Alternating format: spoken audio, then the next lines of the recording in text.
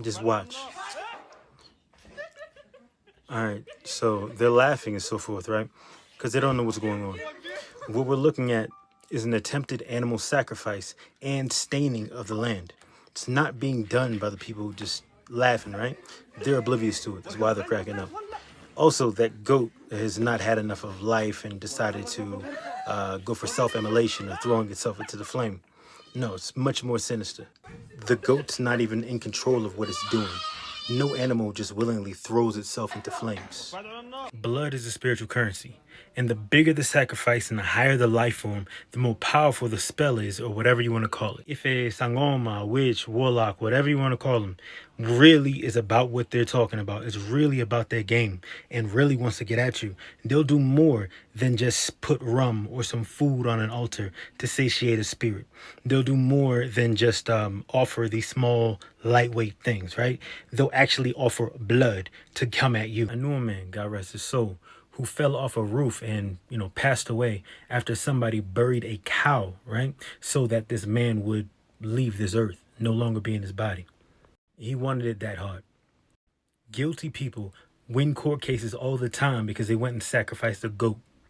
In the word, a Moabite king who was coming against the Israelites sacrificed his son so that he would prevail in battle, and it worked. But that's all a side note for my actual point.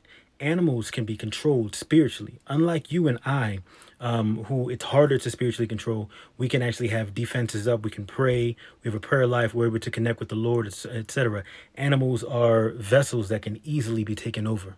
This here is just a witch showing how to get animals to follow you around. It's a lightweight spell, but very common. Long. Get some fur from each of your animals. Just a tiny bit that they won't notice. And collect it all into a small jar. That's why so many of you may have animals looking at you and so forth all the time. You're dealing with monitoring spirits, things following you around, birds following you around. It could be squirrels. I've seen this with my own eyes because I used to deal with that a lot.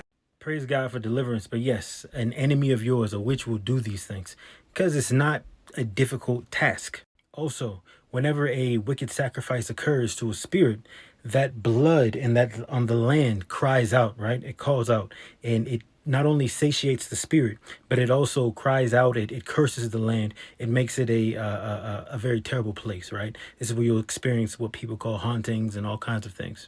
So in the case of that goat, someone spiritually took over or manipulated that goat to go into this house here and run itself into a fire, into the fire. What their intention is for it, I don't know. So whether they want to destroy that marriage, a marriage inside the household, whether they want to destroy the finances or whatever it is, whatever type of malady, evil, wickedness they want to do, that sacrifice was for that. And it also is going to stain their land.